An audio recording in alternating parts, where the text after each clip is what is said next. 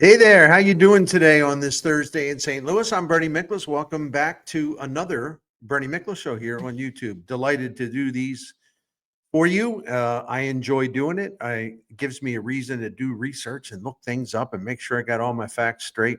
Although sometimes, as you have pointed out, rightfully so, I will misspeak. I look at my notes and I misspeak. The other day, I was talking about Mizzou football possibly finishing with a 10-2 record. Which would be kind of hard to do considering that they already lost 3 games. But again, that's my problem. I love the notes. It's where I have all the information ready. Sometimes I look down at the notes and I don't read what's on the handwritten chicken scratch paper, right? So anyway, thanks for putting up with my errors, which obviously are not intentional. And I got some numbers today. Here's what I want to talk about. And thanks for subscribing. Thanks for your support. Please leave comments. They're wonderful. Appreciate you. By the way, yeah, I am a Navy football fan, a diehard Navy football fan. But yes, that is correct. If you notice this, I am wearing an Army cap. West Point, the cadets, the Black Knights. And you say, well, how can you do that if you're a Navy fan? Well, if you understand the rivalry, you know that basically Army fans root for Navy every day of the year except for one, when the two teams play. As a Navy fan, I root for Army in every other game they play except for when they play Navy. And it's simple as that. Now, not all the people feel that way, fans of the respective teams, but I think a lot of fans do, and I know that's how I feel. Especially my good friend Jim Thomas, the longtime NFL and NHL writer for the Post-Dispatch. If 2 sons graduate from West Point, so what? I'm gonna hate on West Point? I don't think so. And why would I do that anyway? You know, given the service of all the cadets and all the midshipmen in Navy, the cadets and Army, and the Air Force Academy, giving their service to the country. Seriously. All right, here's what I want to talk about today. Now that we got the 2-minute preliminaries out of the way. A big factor in whether the Cardinals can rebound offensively in 2025 and perhaps rebound in a major way where they go from having one of the worst offenses in the National League to having an above average, at least, offense in the National League. And that would be, I think that is based on a lot of things, but I'm not going to get into every single factor. We know what all these factors are. They got to hit better with runners in scoring position. We know that. I'm not going to go like every single category. I'm limiting my focus on this. For the Cardinals offense to rebound in 2025, one thing for sure has to happen. And to me, it might be the most important thing that can happen. What is this? Well, Jordan Walker and Nolan Gorman. If we view them as one entity, they're a tandem, 2 players, but the combined quality of their offense, what they can put together, the 2 of them, if you add it all up, if they have a 2023 type of season as opposed to a 2024 type of season, yes, it is a significant difference. And yes, if they can get closer, a lot closer, or maybe even succeed what they did in 2023, this offense automatically gets a lot better. Now, can I give you some numbers? Because I want to tell you what I'm talking about. And what I did is I took Walker and Gorman and their combined stats. I put everything together, like I said, as if they were one guy. All right. Just imagine for a reason, and for any reason, that I'm talking about one guy. It's actually 2 guys, but I got their collective hitting performance in 2023 and then in 2024. All right. In 2023, they combined for a 256 batting average. Okay. In 2024, they combined for a 202 batting average. That's a drop of 54 points, right? In 2023, they combined for a 335 on base percentage. Last year, it was 269 combined, Gorman and Walker. That, my friends, is a drop of 66 points. That's big. Slugging percentage. You know, it was very nice in 2023. Jordan and Walker collectively slugged 461. Nothing wrong with that at all. That's really good, especially considering their ages in 2023, right? And even now, we'll talk about their age later, but both of these guys in 2023 were still learning the ropes, right? And they had a combined OPS in 2023 of just under 800. But in 2024, the slugging percentage between them dropped 72 points down to 389. And the OPS, are you ready for this? Dropped 138 points between them, down to, where was it? What did I do? It was like somewhere in the 400s. I mean, it was just really, really bad. Sorry, I didn't write that down. See what I mean? Sometimes I don't even put my notes together correctly. But anyway, it was 138 points. Whatever the heck. I think it was 658. Okay, that's what it was. It was 658. Why did I say 400s? I'm messing this up already. No. So their combined OPS went from 796 in 2023 to 658 in 2024. I didn't even think it was that good, but it was. Pardon my confusion. So other ways to look at this: in 2024, compared to 23, Walker and Gorman produced 19 fewer homers, 57 fewer RBIs, 11 fewer doubles, 46 fewer walks. And their total bases were down by 127. Their extra base hits were down by 31.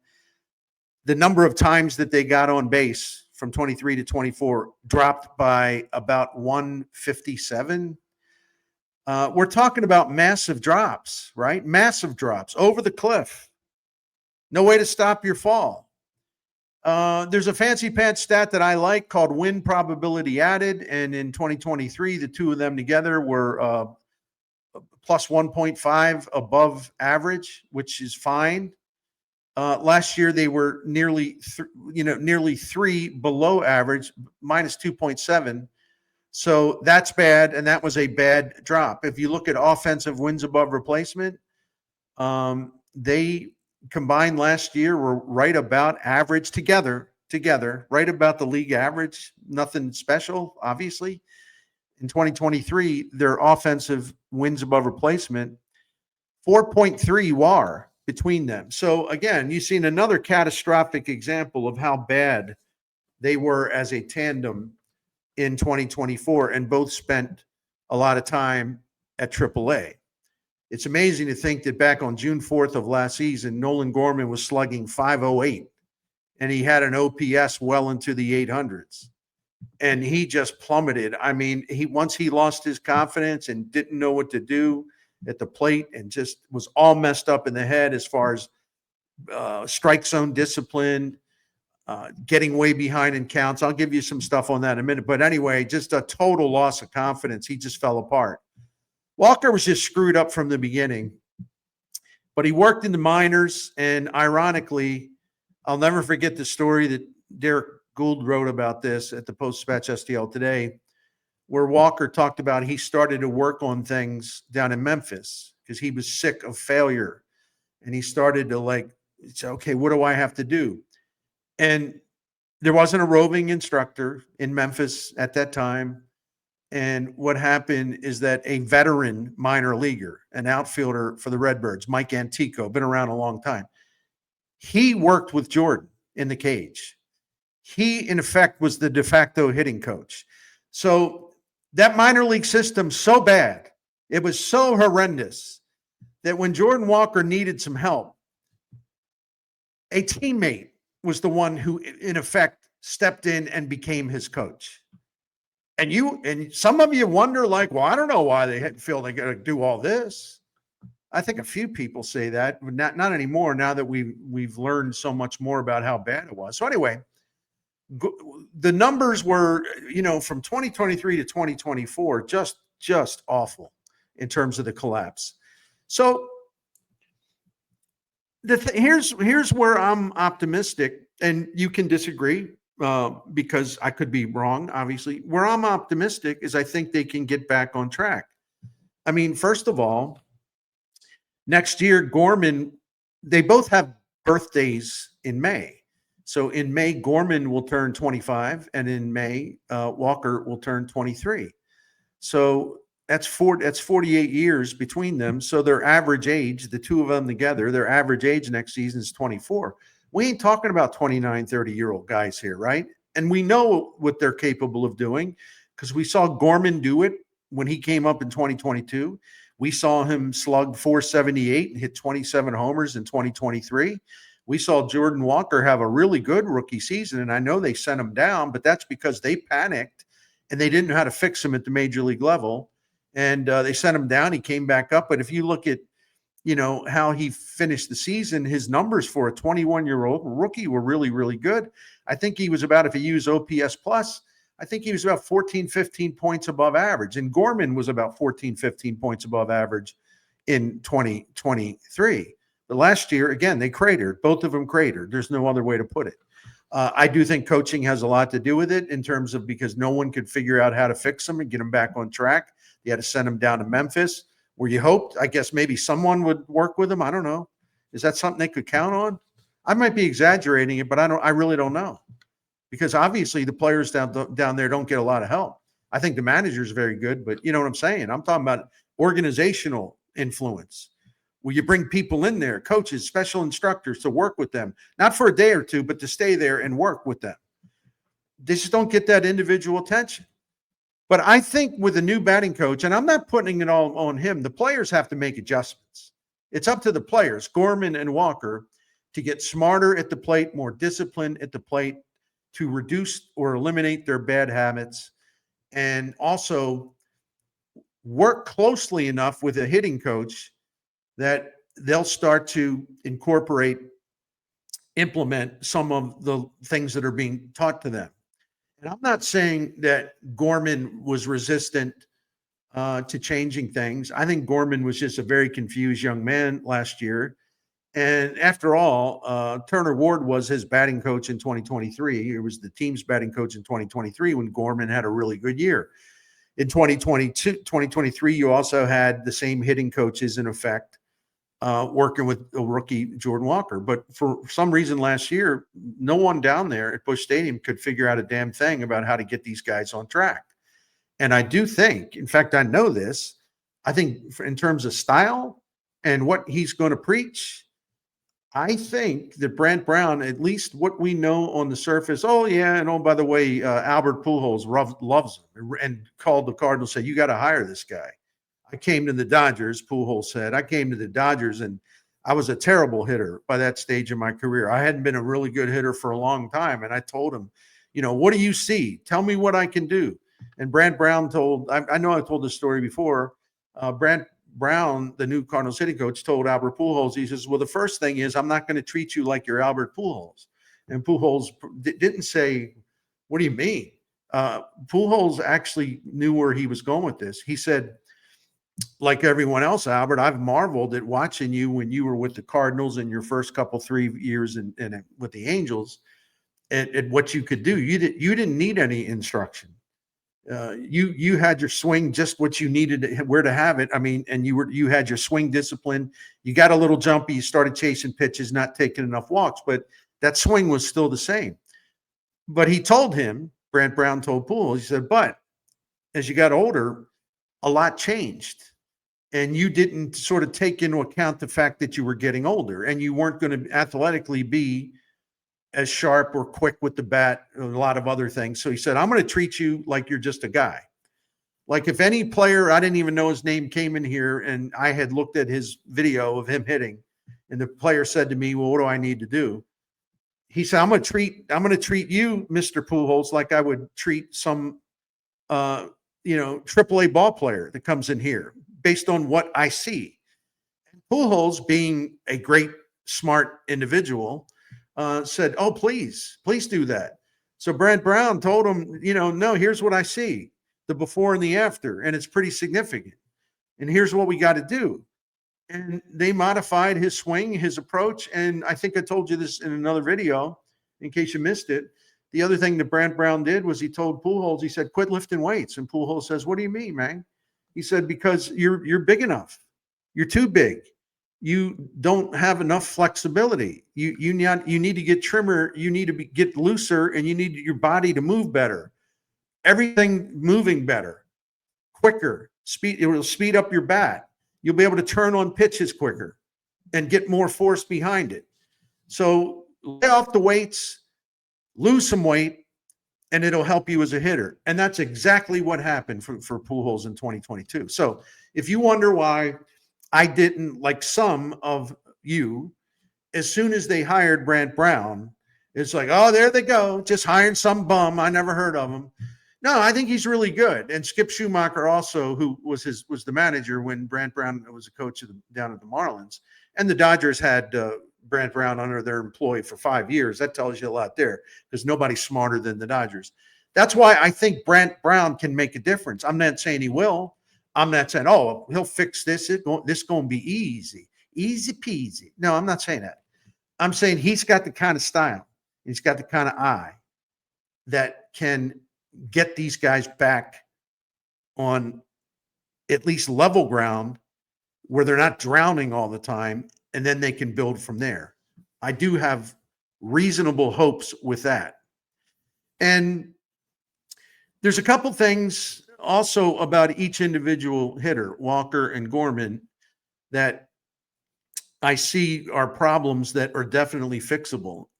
And if Brant Brown can talk to them about strike zone discipline and talk to them about not hitting the pitcher's pitch, but hitting their pitch, and if they can talk about being aggressive early in counts and not letting pitchers get ahead because you're taking called strikes, or you're chasing, in Walker's case, low and away pitches, and you're getting yourself in a hole, and Gorman does it too. And then all of a sudden, you're way up against it. You're starting to panic a little bit, and your confidence is squeezed even more. You got to take command of the strike zone, and you can take command of the strike zone, because these pitchers in 2025, I bet you Brant Brown's telling them some of this stuff. These pitchers in 2025 saw how easy it was to get ahead of you two in the count, either because you're chasing pitches or you're taking strikes. They're going to challenge you. They're going to throw strikes early in the count because they saw what you did last year. You did nothing. You just got worse and worse. So until you show that you're going to throw me a first pitch strike down the middle, you're going to throw me a strike on a 1-0 count or an 0-1 count. You're going to throw one right down the middle. Okay, I'm going to swing this time. It's so much of it is up here, but I can't sit here and condemn Walker and Gorman for losing their confidence, losing their way, and just getting all messed up with the head wires all tangled up at such a young age in the major leagues. I just can't simply condemn or dismiss them as if they are irreparably broken. I think that's just stupid. I'm not going to do it. If they have another horrible year, well, then you have to reevaluate a little bit, but I ain't going to do it yet. So if they can get closer to 2023, all of a sudden this Cardinals offense is better, and all of a sudden the confidence is better, and all of a sudden Gorman and Walker are getting closer to the point where, okay, these are the guys that we thought they would be. Okay, now we're seeing it again. It's not like young hitters have, gone sort of over the edge and just fallen apart early in their career and, weren't able to turn it around. I mean, I think that's a pretty common experience myself. And in each case, I've identified a couple things. In 2023, let's start with Gorman, and I'll try to be quick on this. When in 2023, one thing Gorman did, he worked with his own coach in the offseason and said, like, he went to maybe Driveline or one of those hitting schools, things like that, where they use a lot of advanced technology. Oh, no, make it go away. Yeah, advanced technology. Gorman's into that stuff, and it actually helps him. So one of the problems he had in 2022 as a rookie is that he couldn't, as they say, the vernacular, he couldn't get on top of the four-seam fastball. They were pitching him high, and he just couldn't get a good swing on it. So He worked on that all off season. In 2023, he crushed four-seam fastballs, slugging percentage of 500. I'll just leave it at that. But in 2024, worse than ever when it came to four-seam fastballs. Gorman, and this is all about the way you're standing. It's where you're holding you're positioning your hands. It depends on, whether you're kind of backloading the swing, maybe setting up a little deeper like that, where you can just kind of unload when you're bringing your momentum of the swing forward. There's all kinds of mechanical things that go into that. But last year, four-seam fastballs, he hit 162 and his slugging percentage was like in the low 300s. And he also struck out a nasty amount of time. So that's one thing. If Gorman can get back to what he did in 2023, and why wouldn't he be able to do that? Because he did it in 2023. And again, he's not 39 years old. He'll be 25 in May. It wasn't that long ago when he could get on top of those fastballs. So I think it's reasonable to have some optimism there, especially with the new coach. Here's the other thing with Gorman, and this stuff basically applies to hitters of all ages and experience, but still, with Gorman, I think it was especially acute. I think it was extreme.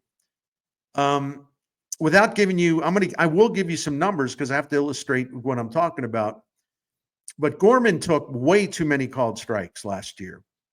He was down 0-1 too many times. He was down 0-2 too many times. He was down 1-2 too many times. And a high percentage of the pitches thrown to him were after he got down 0-1, after he got down 0-2. They would kind of go in for the kill because the pitchers would have the advantage, 1-2. He would concede the advantage to them by not swinging at strikes that were very hittable. And then they start throwing him the junk. He couldn't hit changeups. So they'd get ahead of him by throwing fastballs that he wouldn't swing at. And now he's down. Then they come in with the changeup, and he's absolutely futile against the changeup last year. Those two pitches, awful. They have a value rating at StatCast against four-seam fastballs last year. Gorman was 12 is like a -12. That's about as bad as you can get on any individual pitch. And he was really bad on changeups too, about a -6 or -7.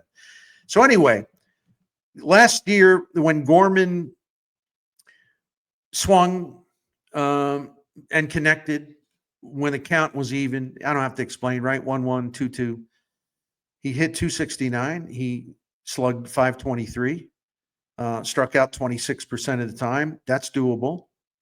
And so we're talking about 687 pitches on an even count, and his numbers were good. 523 slugging percentage, nothing wrong with that.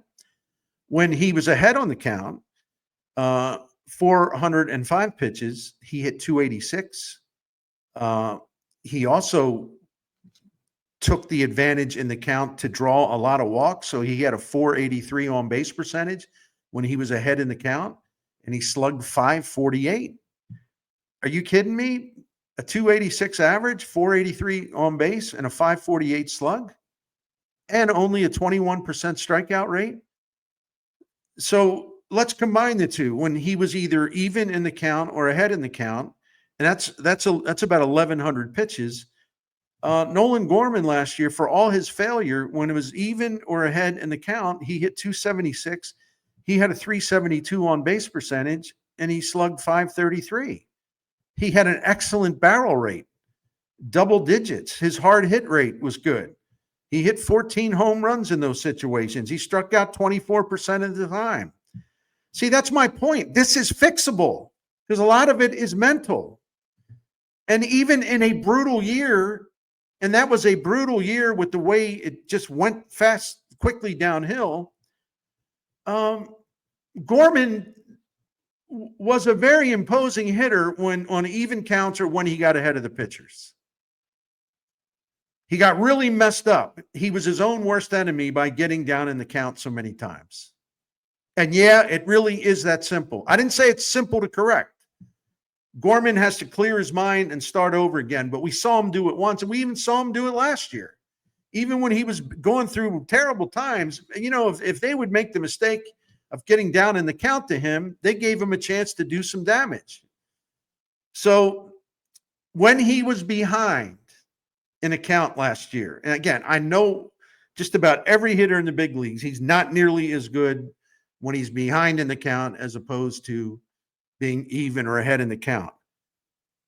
But Gorman was particularly awful. When he was behind in the count last year, it was over 500 pitches, I do believe. He hit 0.99 with a 212 slugging percentage, and he struck out 60% of the time when he was behind the count. He was basically doomed. He was doomed to failure. Not 100%, but close to it.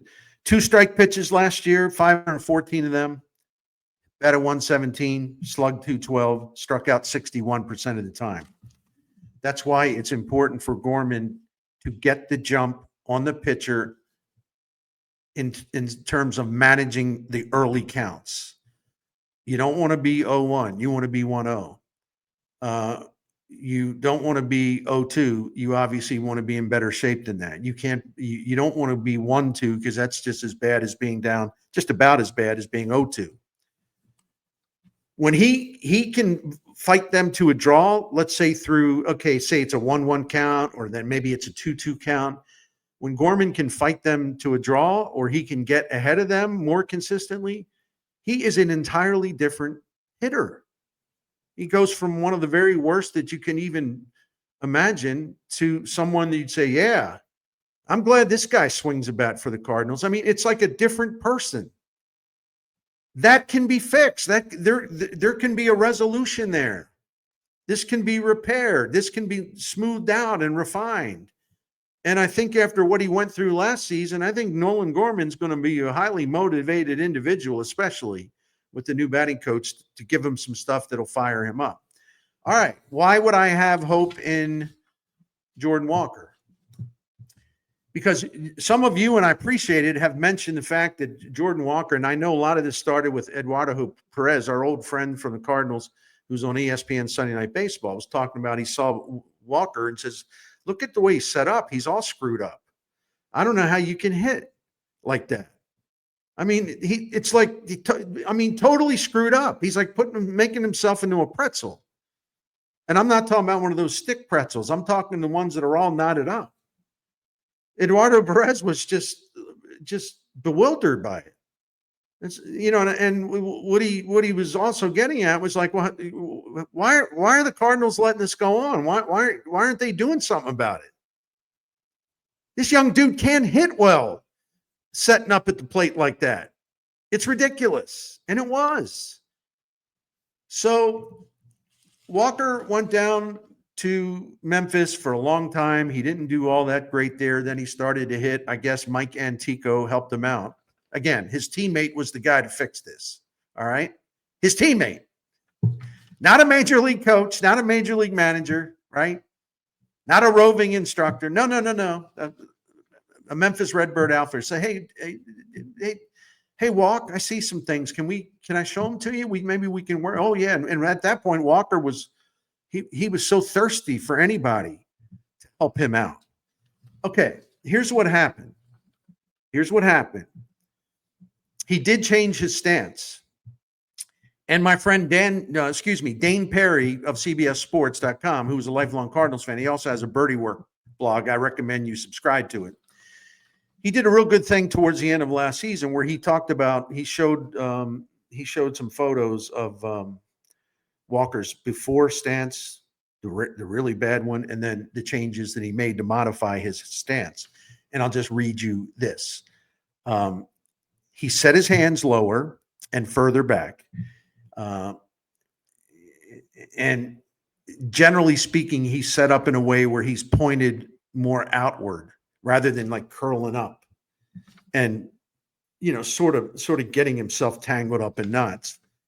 He was more forward thinking, more direct to the path of the ball. Dane Perry noted that Jordan Walker began to set his hips in a more open position.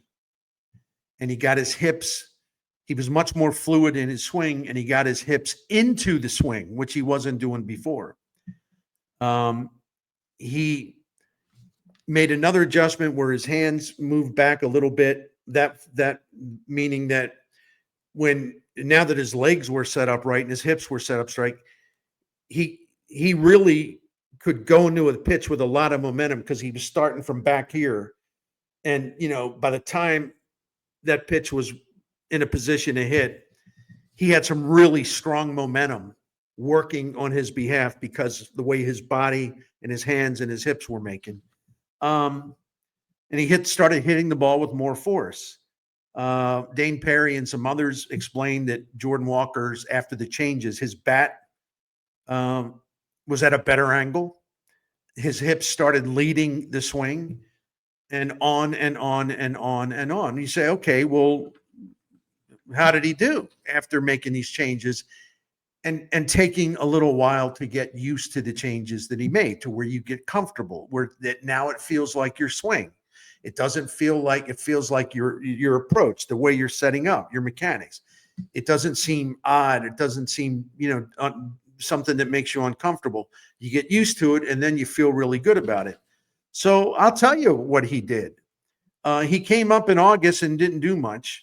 In September, and I know it's a small sample, but the small sample means something, because this September sample came after he made some very vital changes in the way he sets up and swings at pitches, right? So in September, he had a 44% hard hit rate. He batted 253. It was a lot worse than that before that. He slugged 494. Until September in the major leagues, he had slugged 221. In the major leagues before September, he had hit 143. So he had a 439 OPS. So let me repeat that. Before September, Jordan Walker hit 143. He had a 218 on base. He had a 221 slug and a 439 OPS and no home runs, none. In September, 253 average. I didn't write down his on base percentage. I apologize. 253 average, a 494 slug, a 680 OPS, 6 doubles, 5 home runs, 16 RBIs. All of a sudden, from a productivity standpoint, the September 2024 Walker, after making all these changes and getting used to them, the September of 2024 Walker looked a hell of a lot like, or at least in terms of the raw numbers, looked very similar to the 2023 version of Jordan Walker. So that's why I think I'm hardly a Pollyanna. I'm hardly being Fred Bird, the mascot, columnist, and vlogger. Go team, for expressing two things. They can be fixed. The problems have been identified. In Walker's case, he made the adjustments. He got a head start on it late last season, and it was a huge difference in his hitting. And a lot of Gorman's problems are mechanical, getting on top of that high fastball, but also just the mental challenge of not just letting the pitchers get ahead of you all the time. This can be cured. I can't put a percentage of probability on it, but it can be cured. These guys are still really young. They're still learning. Last year they went through, it felt really good to play baseball in 2023. And then in 2024, all of a sudden it's like, they probably had times that I'll never hit again. I'm totally messed up. I'm finished. And you could just see it when they were at the plate. I mean, they were two lost souls at the plate, right?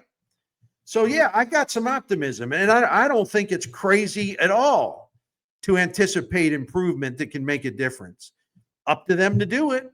If they fail, I'll be the first one here saying, remember that video that I did in the offseason about how I think they're going to get better? Okay, I was wrong. I'm happy to admit that, if, in fact, I'm wrong. But I have a better feeling about these guys after looking at the breakdown of all the stuff that I presented to you. All right, that'll do it. I like getting into this stuff, getting into the nitty gritty, because again, you say, well, what we know the problem, what are some of the answers? And I like to try to at least identify things. Well, that's it. And that's what you got to change. That's what you got to fix. And I'm no coach, but the amount of information that is available, man, you can identify these things pretty quickly as long as you're willing to do the homework. And sometimes it takes you a while to find the actual stuff because you're looking at so many different things before you can hit the bullseye. So anyway, I just wanted to explain why, if these two guys can start to rock out again the way they did in 2023, I think if they do it, I mean, the Cardinals offense is going to look like a hell of a lot better in 2025. All right, y'all have a wonderful rest of the day. I'll be back tomorrow morning here on The Bernie Show on YouTube. Thanks for your support.